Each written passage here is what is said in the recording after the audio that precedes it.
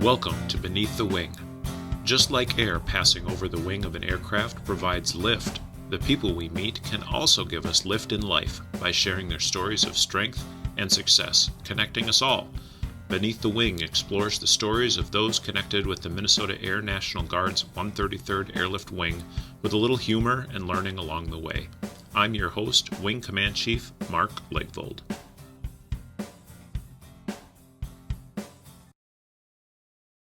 Thanks again for joining me for Beneath the Wing, where I'm joined today by Master Sergeant Christopher Opskar, or Chris, one of our maintainers on our C-130 aircraft, and notably a Princeton grad. He's got an extraordinarily diverse Air National Guard portfolio, which we'll get to after a bit. For those who regularly listen to the podcast, first off, thank you. And second of all, a quick note on one of my past guests, episode 22, which we're on 24, but episode 22's Jelani Olton had another MMA bout this past weekend and won by tap out. So congrats to Jelani. I'm still not looking to spar with you. Congratulations. So, yeah, no kidding. So speaking of tough guys, welcome, Chris. Hey, thanks, Chief. Yeah. Glad to be here. Well, I'm glad to have you, and thanks for representing maintenance group and coming in for an interview. Sometimes you guys are a not very talkative batch to people that are outside of your own little circle. That's true sometimes. We're busy. I understand. You're pretty unique in that you've been a part of 3 different wings and have been serving since 1998. And you started out in Fargo. So then you went to Duluth, then you landed at the 133rd, and a little bit of flip-flopping in and around there. So let's start at the beginning. What inspired you to join the Air National Guard? Geez, that's a good question. Well, my dad served in the Guard for 23 years up in Fargo. He was an avionics technician on F-4s. Another maintainer? Another maintainer, yep. And growing up as a kid, didn't really know what that meant all too much. Grew up in Princeton, so 1 week in a month, we'd make the trip from Princeton up to Moorhead. That's where my parents are from, so both Grandma and Grandpa had houses at that time, stayed with my mom's parents, and yeah, made the 200-mile trek up to Moorhead so my dad could go to drill and disappear on a Saturday and Sunday. I'd hang out with Grandma and Grandpa, and then we would turn around and come back home on Sunday. What made me join the Guard necessarily wasn't because my dad was in the Guard, although he did make a comment later on in life. 2 years after I graduated high school in 1996, I chased the dream of playing hockey, as that's what I grew up doing, and played 2 years of that. And when that kind of ended in May of 1998, didn't really have a direction per se, if you will. And I told my dad I was going to take a year off, and he looked at me and he said, "You're not taking no year off." I don't know. He's a teacher too, so we'll maybe get into that a little bit. And he said, You can join the Guard." At that point, I wasn't really opposed to it, didn't know too much about it. So we went to the recruiter up in Fargo and, started to do the process. And at that time, they had 6 jobs open. I qualified for 3 of them. The jobs were... You must have had really high ASVAB scores. Well, I don't know. So, I don't know about that. But the jobs that were open that I qualified for were security police, EOD... That's emergency ordnance disposal. Sure, and aircraft armament. Okay. And I went and looked at the armament shop, not necessarily the other 2, and seemed to be like, this might be a fit for me, and ended up joining. Was it the bombs or was it the planes you got to work close by? As far as armament? Yeah. What drew you to that career, I guess, is the... Yeah, to be honest with you, EOD, dangerous, but I don't think I wanted that much danger or that much... fun, cutting a wire. As you see in the movies, maybe that's a misconceived notion, but yeah, I didn't want to cut the wrong wire. So right. I felt like, loading bombs and missiles and, doing that and working on F-16s were great. I love that airframe. Obviously, it's what I kind of grew up with, but yeah, it's great. So your dad grew up working with F-4s up in North Dakota. Yep. Am I saying it right? North Dakota? Oh, sure. All right, good. And then by the time you got in and joined the Happy Hooligans up there, they had transferred over to F-15s? F-16s. Yep. F-16s, sorry. Yeah, they had the oldest F-16s in the inventory. They had A models. And I think my dad was right at the tail end when they switched from F-4s to F-16s, so he didn't know much about the avionics packages on F-16s. But as a kid, if I'd ever get out to the base, I'd always see the F-4 sitting in the hangar, and every once in a while I got a chance to sit in one of them. So Fun. yeah, Yeah, they were one of those really cool planes. yeah, and as the weapons loaders would tell you, not fun to load bombs and missiles on, just due to the severity of how low the plane was. Oh, so, yeah. Yeah. I'm sure. So you stayed at Fargo from 98 to 2006-ish or so, and then came down here to the I 133rd. did. Well, yep. The reason that happened is, we lost our mission up in Fargo, so we lost our planes, and, not knowing what that might look like, and graduating from NDSU in 2004, I decided just to make the switch down to the cities, and that's when I joined the 210th. So as a cable puller, for people that don't quite understand, the 210th, they install new communications equipment throughout the world, mostly for the Department of Defense.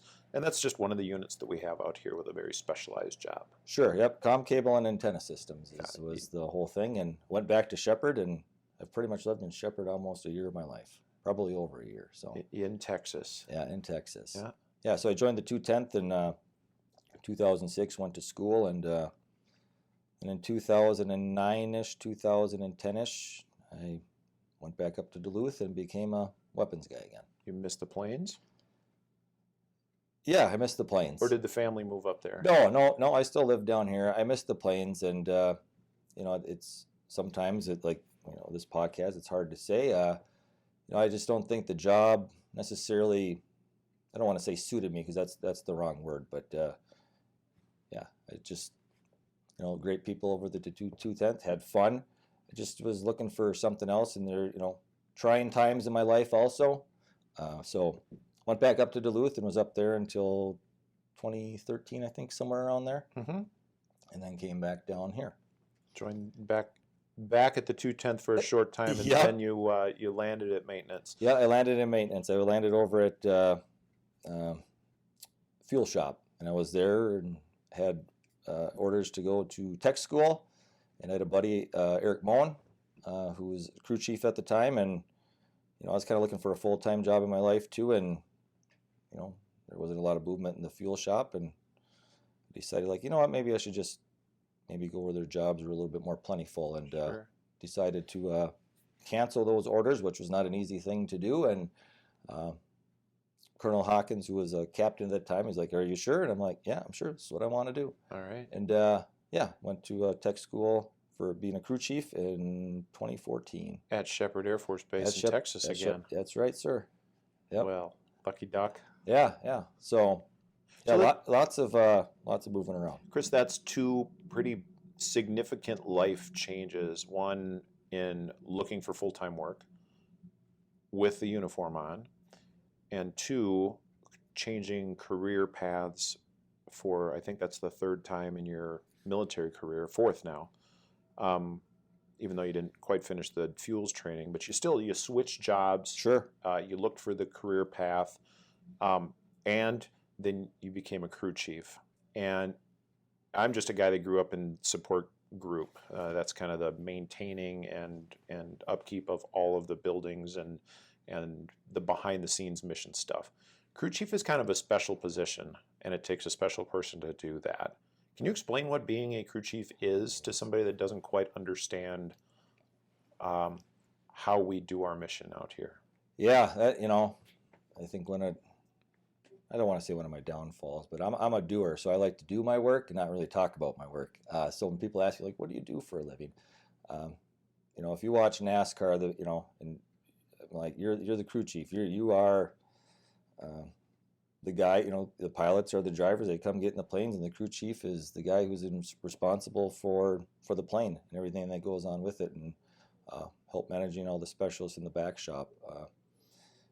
It's a job that definitely suits me, and it's one of the greatest jobs I've ever had. Is it the ownership of the plane, or is it the doing of the work? It's both for me. For me, it personally is. I think I go back to when I was a weapons guy, and we can go out to an F-16 and load it with live munitions. I can do all the forms, sign all that kind of stuff off. We can go to the end of the runway And I'm the last guy that touches the plane saying, yeah, pilot, you got all everything that you need to go do your job. And, and personally, it's just kind of the way I think I'm geared. So some of the other jobs that I have had in the Guard were great jobs, great people. I'm just more geared towards the maintenance side of the house. Sure. So your name is on the side of a plane, is that right? When Yes, you're it the is. group chief? It says Christopher, not Chris. It does, huh? Yeah. Well, It's how okay, though. professional. Yeah. Maybe we need to give you a good nickname. We'll put something between that. Yeah, sure. Got lots of them. First off, does your plane have a personality? Or are they all the same? They look all the same, No, they're right? not all the same. Okay.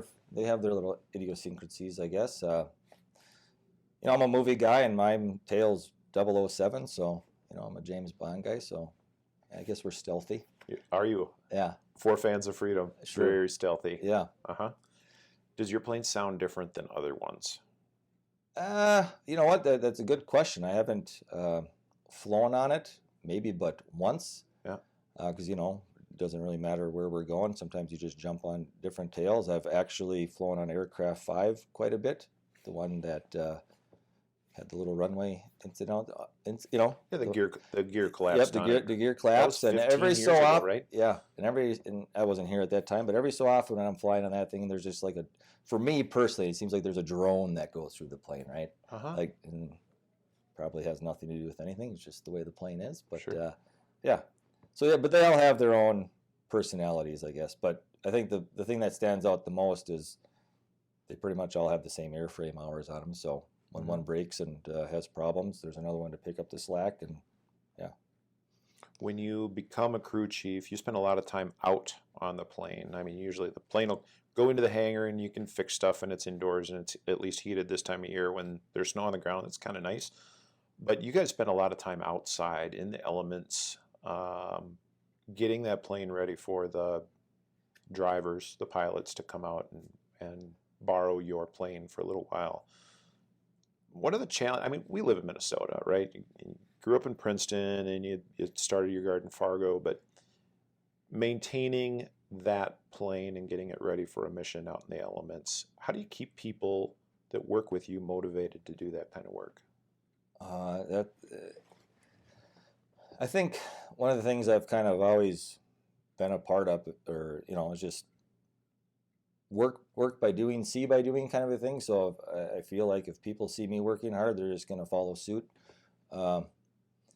It is a challenge compared to what we did as a weapons guy on F-16s. Those planes were always in hangars, and it's a big task. And it was one of my, not necessarily a downfall, but something that took me a while, and I think takes everybody a while, especially our new people or whoever gets to be a crew chief on a C-130. It's a 2 or 3 year kind of learning curve of how it works. And here in Minnesota, we have 4 seasons, so every season is different. So you work on the plane for a year, but yeah, you might not have the winter but once, and you need that 2 or 3 times to become proficient. But it's just a team effort out there. It really is. We're like little ants doing our own little thing, and there's every morning, same thing. It's Groundhog Day. And getting the prop heat on, getting the planes set up so they're ready to go, getting our inspections done. So when the Dash 1 comes and the engineers come out, we can, breeze through that, and then fly time comes when the pilots come out and crew. And you're the one that gets to marshal that thing out of the blocks, or? Yeah, sometimes. Yeah. Sometimes it's the younger guys. What's the funnest part of being a crew chief on a plane? Most fun. Is funnest a word? Funnest is the word. It is today. Good. No, it is in my vocabulary all the time, for sure. Not being an F-16 guys, you don't get to go anywhere with the plane. And what I've found is I've really enjoyed, being able to, fix our plane. But then, when our planes go TDY or they go over the desert, it's just sitting on it and seeing all the people on the plane who are going to do exactly what you're doing or whoever we're hauling. When I did my first jet out in Tacoma, Washington, and watched the Army guys go out the back, I went up to see that. Sometimes we can do ride-alogs, and that was just very eye-opening to me. And I don't want to say it wasn't until then that I realized, the importance that we do, or what our mission carries. But when you see it in action, for me, that's kind of the learner I am. It is just gratifying. Yeah, so. How many people are a part of that team that kind of makes that mission happen? You know, it's just you and one other person's name is on that plane, right?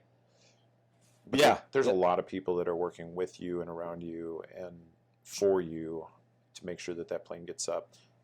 What does that team consist of? Well, it's a good question. It's kind of I can answer that 1,000 different ways. I'll just kind of give it the best shot here. So our team, as far as the flight line's concerned, we have a DCC and an ACC, or, if you're a wage grade, it's a 12 and a 10, right? And they are the, Monday through Friday in charge of it. Then we have our traditionals that fall under that. And usually a plane has between 5 and 6, somewhere around there, 4 to 6 traditionals that we have to, on the weekends train and get ready to make sure that they can do the mission that we do out here Monday through Friday successfully, especially when we deploy. In relation to that, I mean, you talk about the team effort, all the back shops that we deal with. I mean, we got to be in great what is the word I'm looking for? Communication with them. And yeah, I think one of the things that appeals to me in maintenance is just it's team focused, it's team oriented. I played sports when I grew up, and it's a team. All hands on deck kind of a thing. Sort of like a big family, right? It is. It definitely is. That's another reason that I love what I do, and I will sit here and tell anybody and look them in the face and said I truly believe, for me personally, Chris Opskar, I have the best job in the world. It's good to hear that. Yeah. I've asked this of a few maintainers that I've had out on the podcast, and you talk about the team and how there's back shops. Yep. And then there's the crew chiefs. Yep. And then there's the people upstairs that work in the carpet area. Sure. Yeah, the bosses. Somebody's got to sign the paycheck, right? Sure. Everybody's working in that family, and we kind of develop this sense of a relationship with each other where, yeah, we fight sometimes like a family, but we also love each other like a family. Is that unique to the military? I mean, you went to college, you had some experience out in the civilian world before you got a full-time gig with the Guard. The ability to build relationships and have those relationships that are close enough to have this, there is one outcome in mind. We have to get the planes up in the air, and we'll fight with each other, but at the end of the day, that's what centers us. Is that unique to the military, and how do you build that? Well, I did, when I graduated from NDSU in 2004, I got to go on to the civilian world and work for 5 years. I worked as an assistant property manager in commercial real estate, and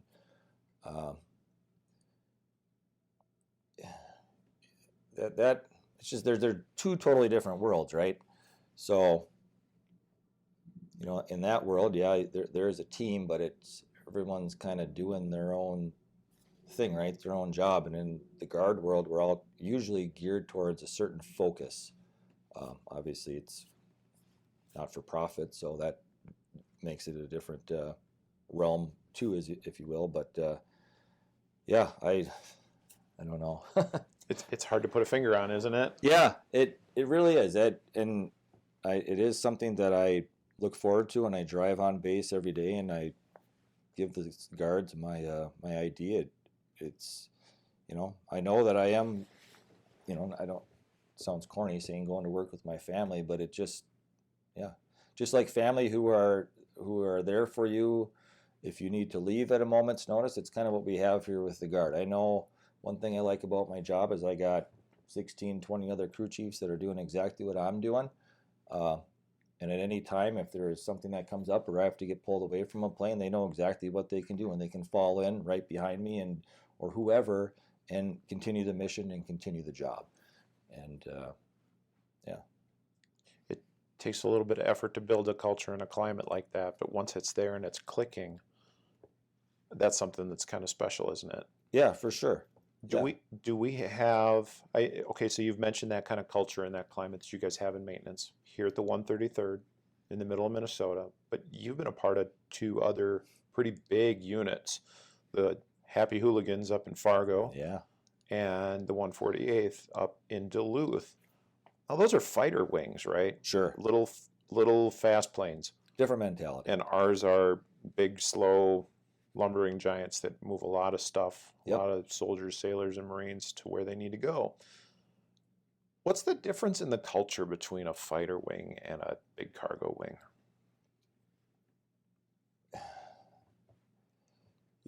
I don't want to say that what we got here is more special. I think it just takes, we got one pilot or maybe two sitting in a plane, so it's more individual. Seems like not the right word to use. They're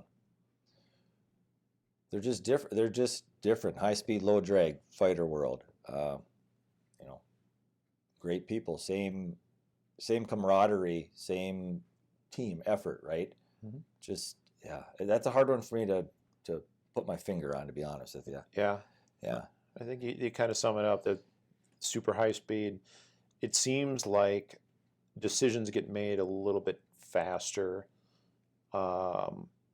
without necessarily thinking about how that is going to impact the family dynamic, just because that's just the culture and the climate from what I've seen. Would you agree with that? They all have a little bit. They all just have their. You can't make apples to apples when it's actually apples to oranges. Sure. They're just the pace of how they do and how they fly is totally different. All right. Fair enough. But for me, being a maintenance person, pretty much the same outcome. Go get planes ready so planes can fly. Yep, that's for sure. Yeah. But you have a little bit of fun in the middle of it. Oh, for sure. What's the goofiest thing you've ever seen somebody out on the flight line do in the middle of a work day? Oh, God. Okay, Well, that is legal and won't get anybody in trouble after the podcast has been recorded. Oh, I don't know. I wish I had something for. I mean, every blue moon, sometimes somebody will, if it's Halloween, throw on a costume and marshal at a plane looking all goofy. I might have seen somebody dancing alongside a C-130 while marshaling it. Yeah. So That may have been you. maybe. It was.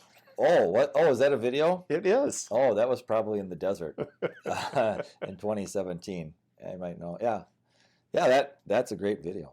Haven't seen that for a long time. Well, I do a little bit of digging to get ready for these podcasts, Chris. That was fun though. But if you've seen that and that looked funny, I mean, that was, a moment in time where, like I said, I love what I do. So when I go to work and I work with the guys, I try to make it fun and not.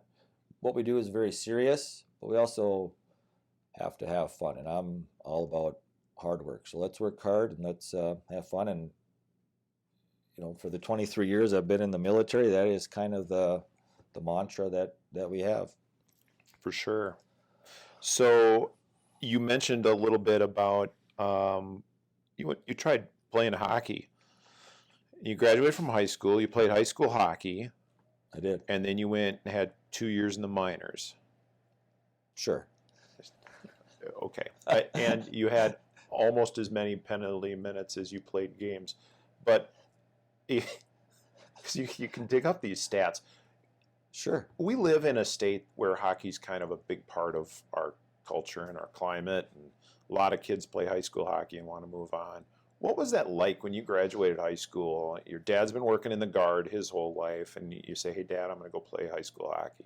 Or go play junior hockey? Or junior high. Yeah, I'm sorry. I'm going to go play junior hockey, and I'm going to move, I don't know, to Sioux City. Yeah, sure. Well, there's usually a path sometimes that is laid out for you, and, as I had an older brother that pretty much did the same thing. Yeah, I grew up playing hockey. It was, both my kids play hockey, and I have this conversation. We talk about hockey. Obviously, it's not the be-all, end-all for us. It's really not. But hockey was different when I played from how hockey is today. Sorry, what was your question again? Yeah. I got a little sidetracked. What's that path like where you just kind of pick up and move away with Sure. this? I just want to play hockey one more year, or I really want to make it to the show. No, for me, it necessarily, wasn't the show by any means. Graduating high school, becoming a senior, wondering, what is my path, right? A lot of kids who went to do what I did are looking, so hockey, if you're not going to get a scholarship by being one of the top players in the state of Minnesota as a high school player, a lot of kids will go play junior A hockey and try to it's usually kind of like a 2-year thing, and maybe somebody sees you and you excel and you can secure that Division I scholarship to pay for college is what a lot of it is, and obviously you still get to continue your passion, and something I tried to do. It kind of worked out, kind of didn't work out, but an experience nonetheless. Happy I got to do it. Played hockey all over the Midwest, lots of traveling, good times. What did that teach you about taking risks in your life? Yeah, let's see. When I went to Sioux City, I was 18. No Google Maps, no no cell phones back in 1996. I got to go from Princeton down to Sioux City, Iowa, and find an address and go, hang on here, knock on some stranger's door and be like, hi, I'm Chris. And they open the door and they're like, oh, we're your housing parents. Okay, great. Show up at a stranger's door and you're living there. Yep. And usually that goes like you have one housing parent through the course of a season. I played a season in Sioux City, Iowa, and a season in Bismarck, North Dakota, and I had 4 housing families. So wow. There was some challenges, if you'd like to call them, there that, lots of just different experiences, if you will. Sure. You spent a lot of time on the road. Oh, yeah. A lot of time, I'm sure, just practicing and playing hockey with a probably pretty decent group of guys. Yeah. You don't play junior hockey if you're not a decent hockey player. And just like the guard, kind of what I related to, we all have a different skill set. Yeah, for sure. And we all have a different personality. Sure. And you mentioned hockey's different now than it was back in '96. How is it different for your kids that are playing now? Because I had kids that played hockey too. Yeah, it's just, I don't know, this is where I'm a little bit different. Maybe I'm old school, right? But it's just hockey has become a year-round phenomenon, and it's more of a specialized thing. When I grew up, when hockey was done, I golfed a little bit, but I didn't really play any other sports. I didn't put my skates on again probably until September, and then that's what I was geared towards. So that's what I wanted to do. And as far as my kids go, that's what they do. Hockey is a high school activity that they get to do, a youth thing. But if you're not wanting to do it year round, sometimes you get left behind. And that's the part that, is a struggle. And I'm sure you're going to set your kids down and say, you got to listen to this podcast because your dad's on it. Yeah, right. What is the biggest life lesson that people ought to take away from playing sports? Just the commitment. I think the commitment is a big thing. Whether you are on the top team or whether you are on the bottom team, the commitment that you are doing that you won't realize till later, and the work ethic that you put in, if you're willing to put the work in, is going to make you smile in some form or fashion later on down the life. I wish I could remember a lot of those times. I don't, because, man, time flies when you're having fun. And, but hockey is a sport where there are late practices, and when you're a youth, there are 6 a.m. practices. And I just hope there are life lessons that they know that, you got to be somewhere, you got to be held accountable, and, you're going to always be there on time and somebody can count on you. Sometimes that's just the biggest piece of success, is showing up and being on time, and people will learn to count on you for that. Commitment, good strong work ethic, and getting someplace on time. Sure. That'll get you so much farther ahead in life than a lot of other folks. Well, agree? Yeah. Yeah. It's what we do. It's what we do every day when we show up to work out here. Absolutely, it is, and we have a lot of fun and enjoy our guard family at the same time. I've been speaking with Chris Opskar of our 133rd maintenance group, and he's going to join me again after this quick break and a word from our recruiters. Are you struggling to stay engaged in your current AFSC? Or have you always dreamt of cross-training or retraining into a different career field? Are you active duty, thinking you need a change of pace?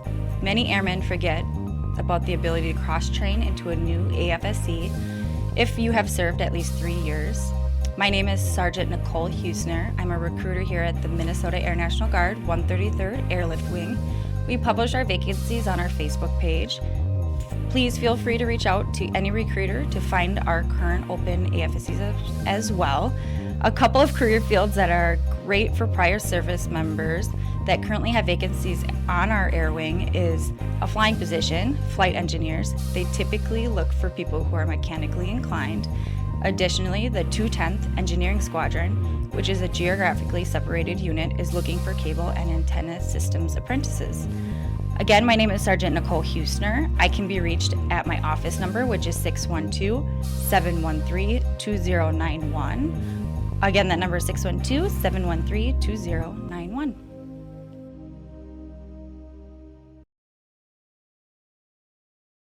I've been visiting with Master Sergeant Chris Opskar from our maintenance group, a crew chief who took a little break from working out on the flight line in the cold and snowy day here in December to have a little chat with me, and thanks to recruiting for that important message. Chris, we were talking in the break here a little bit about your sense of purpose and your need to stay busy and to do, and you've moved around a lot in the Guard, and you've kind of finally found this good home, and you talked a little bit about your mentor and how he kind of saw something in you and developed that. Can you talk about how that relationship started and really molded into something that was a powerful motivator for you? Sure. Yeah, I guess first I'll give a shout out to who that individual was. That was Master Sergeant Adrian Skadzam, who is since retired. But the thing that relationship was one that, you know, as you're a crew chief and you're doing tasks and, you know, we're reading books and technical orders and you're doing the task and then you're doing it by the book, but then you have a question and you bring him the question and he's like, all right, yeah, you're supposed to be bringing me that question because you're supposed to be wondering what that's about in that book. And that was something he was very driven and geared towards, and that's something I am too. It's one reason why we click so well. And then it was just an accountability thing. Sometimes he was like, hey man, where you been? Been like, I was over here. He's like, well, I'm over here and work started 15 minutes ago. So, you know, we got to work over here. So, and that was kind of not necessarily a hard knocks or a hard way of life on the flight line, but what we do is so hands-on and so time sensitive that, you know, you gotta pay attention to that. And for me personally, that was one of my struggles when I came to be a crew chief. As a weapons guy, I was a specialist, just like we have our specialists, fuel shop, hydro shop, all the shops there. You know, you go out in the plane, you do your specialist thing that is broken, you go back inside. And it's not that I didn't have that mentality that, you know, I didn't want to work hard or whatever, but I was a specialist for so many years that I just didn't understand the realm of the crew chief and how the ebbs and flows of it. And he definitely helped out with that. And I owe him a lot of thanks. Yeah. He kind of inspired, it sounds like he inspired you to follow him until you were the leader that he wanted you to be. Now you have people that follow you, right? Sure. Yeah, they do.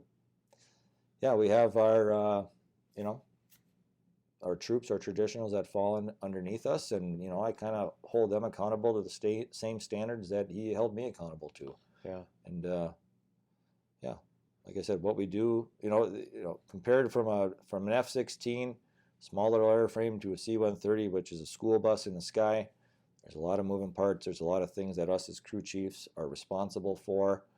And all those little things have a place and make a difference in some form or fashion. Yeah. It's not necessarily telling people that they have to do something, but inspiring them to, like your mentor did, come to me with the questions that you have, and we'll talk it over, and these are the questions you ought to be asking. Good for you for finding it. He kind of inspired you to learn more and to become more of a craftsman, didn't he? Oh yeah, for sure. And like I said, this is a job I will never be perfect at. I will never probably know it all. I try to learn something new every day. Every cycle that the plane goes through, it's a big learning curve. That is one of the things. Like I mentioned, the 2 to 3 years to become proficient at what we do out on the flight line, and going through the seasons and going through the different inspections.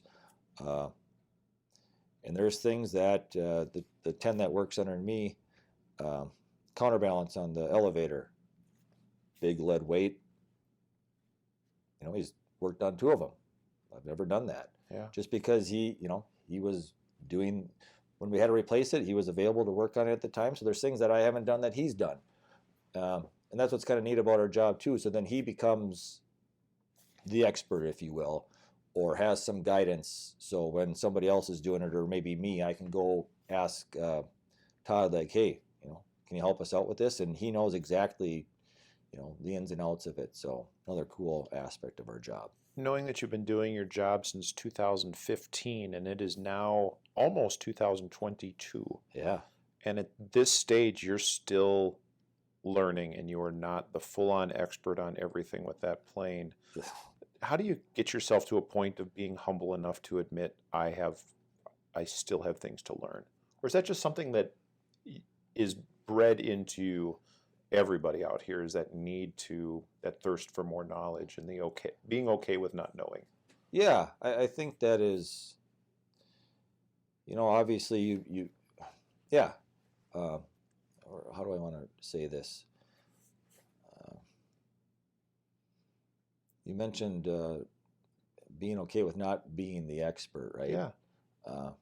Yeah, by no means do I want to be the expert. I'm a doer, as you had mentioned, and a fixer. I want to fix the problem, and I want to learn when I'm fixing it. And for me personally, when I have a situation, and I don't want a young troop to kind of go on the road or not be familiar with something, so I'm going to spread that message and that word to them. But me personally, as a weapons guy, we do our quarterly loads, and as a younger guy, we get through our loads would usually take between 40-45 minutes, and the trainer that I had, we get to the end and he'd be like, what did you miss?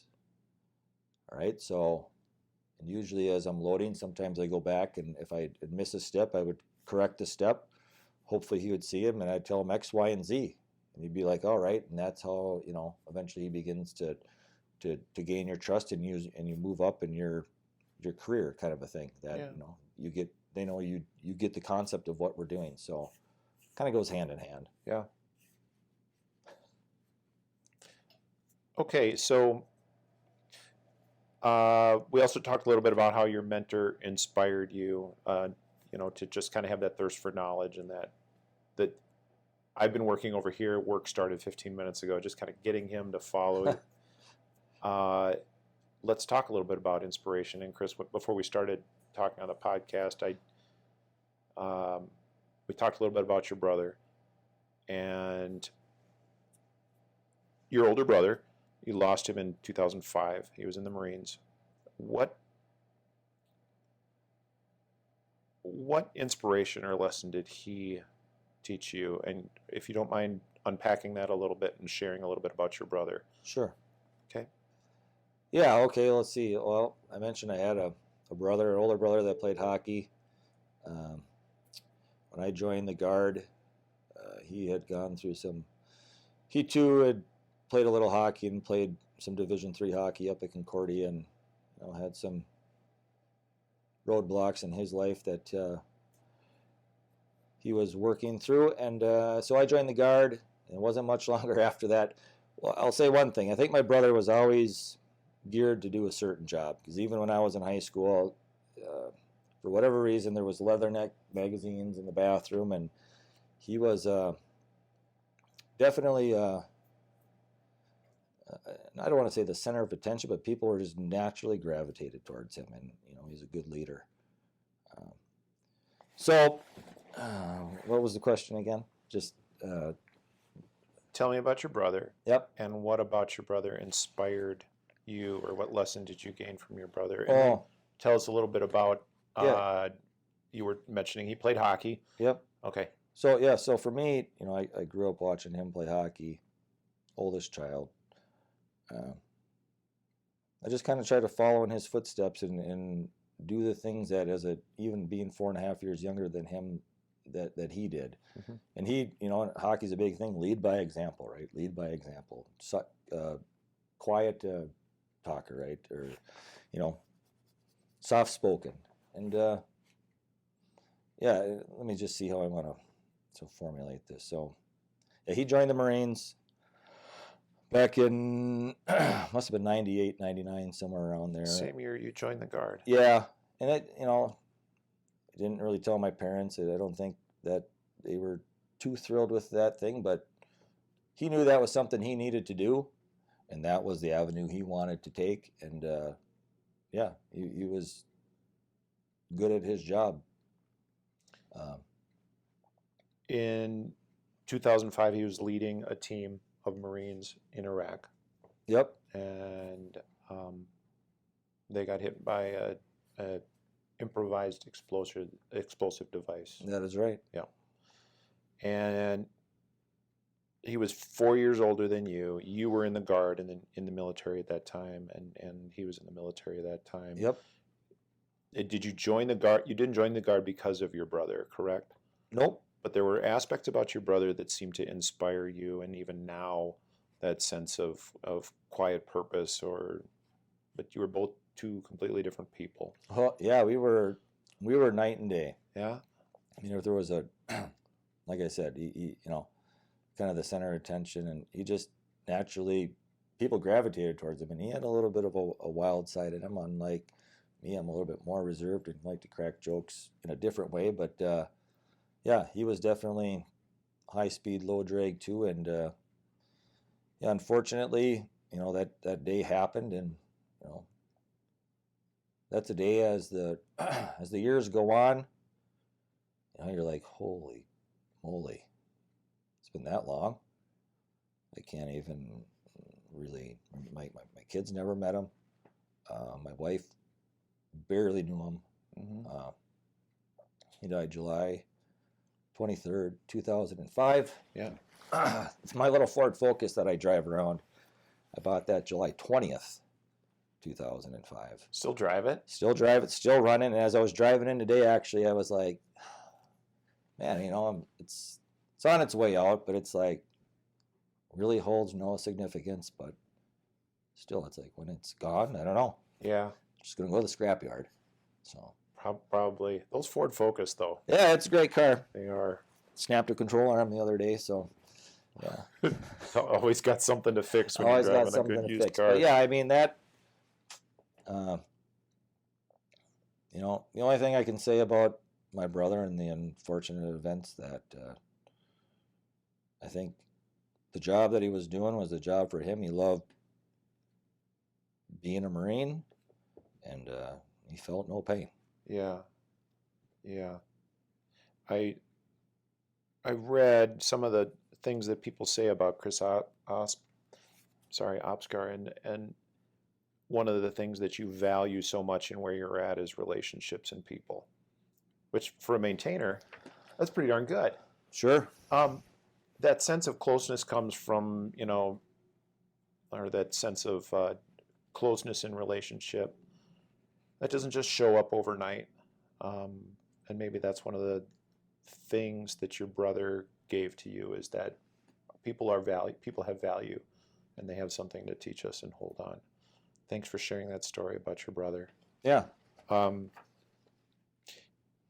So The second part, we like to get a little more light in the second part, and so we start off, let's talk about your brother. Yeah. But one of the things is, doing quick questions. This is something you didn't get a chance to get to on the one podcast that you were listening to. Oh, I boy. know you're a huge fan of the podcast, and the one half of a podcast that you've listened to so far, rave reviews, right? Yep. But quick questions. So there's rules to this. Oh boy. It's the first answer that pops into your head. You can't think about it for a really, really long time. Okay. I'll ask you a question. You got to answer it real quick. You ready for this? You bet. All right, cool. Wayne Gretzky or Connor McDavid? Oh, McDavid. Habs or Leafs? Leafs. Best boy band from the 90s? Oh, probably. Oh, is that whatever one? Is it NSYNC? Is that what Justin Timberlake was on? Sure.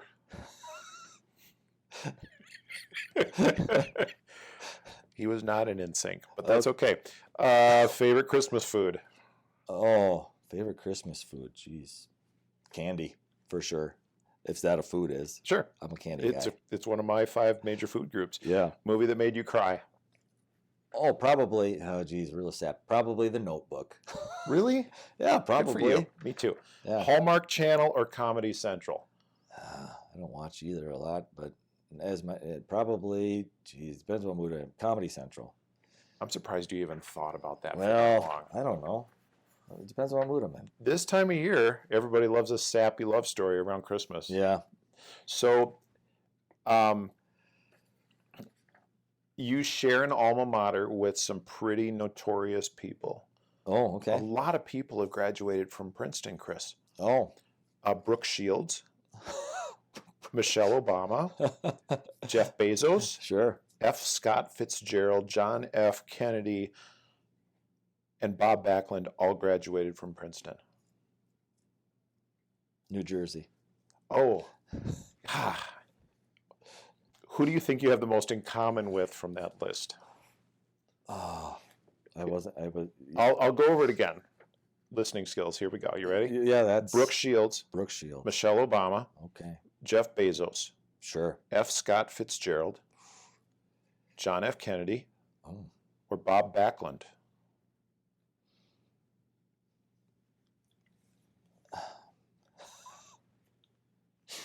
There's a wrong answer here, guy. Yeah. Bob Backlund.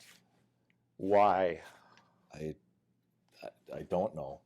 Wow, I'm surprised that you went with that. Okay, so Bob Backlund, for people that are listening to the podcast and don't have the notes that I have in front of me, graduated from Princeton, Minnesota. Sure. None of the other people graduated from Princeton, Minnesota. Yep. Okay. Bob Backlund also went to North Dakota State, Okay. where he wrestled. Okay. And Bob, I know the name. so far, I'm You're- 0 for 2. Or you whatever. got it right. Okay. I'm impressed. Bob Backlund was a professional wrestler and was recently inducted into the Professional Wrestling Hall of Fame. Okay. And he held the championship for the second longest amount of time. Good for you. I'm sure my dad knows him, or he knows my dad. I would not be surprised. My So dad probably had him as a student. imagine your dad taught in Princeton. Yes, he was an industrial arts teacher. All right. He probably did. Troublemaking kid. Yeah, that name is very familiar. So you both went to NDSU. I don't know what he majored in, but Okay. still very impressed that you know who Bob Backlund was. I asked you, what do you have in common with him? If you were going to be a famous person, what would you be famous for doing? Oh boy.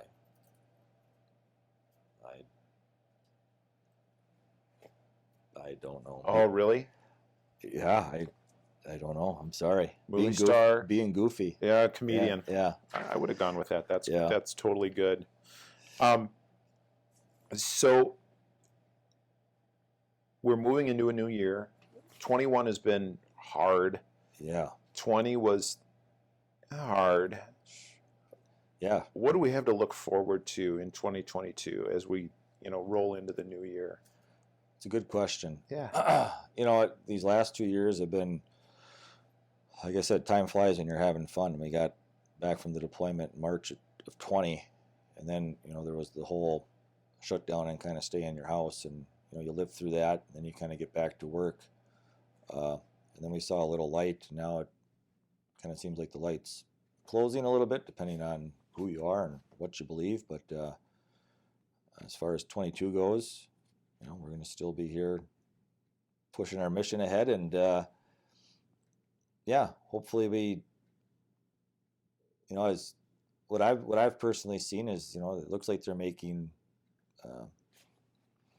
progress in what we're trying to battle here. And it's hard sometimes as for an individual to be like, especially when we were wearing the mask, to like then take them off and go somewhere. You kind of forget what that normal was. Yeah. And everyone says we'd like to get back to normal, and that would be real great if we could. What do you personally look forward to most this coming year? I'll say this, and my wife won't believe it. It's probably finishing my house, and I've been working on that for a long time, and I'm sure my kids those guys will get a big chuckle out of that because it is a big thorn in my side. But trying to get that done, and just keep watching my kids grow up and working out here, and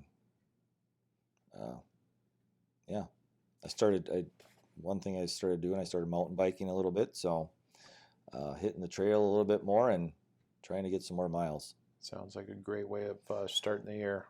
Yeah. If you can go out in the snow a little bit. Yeah, for sure.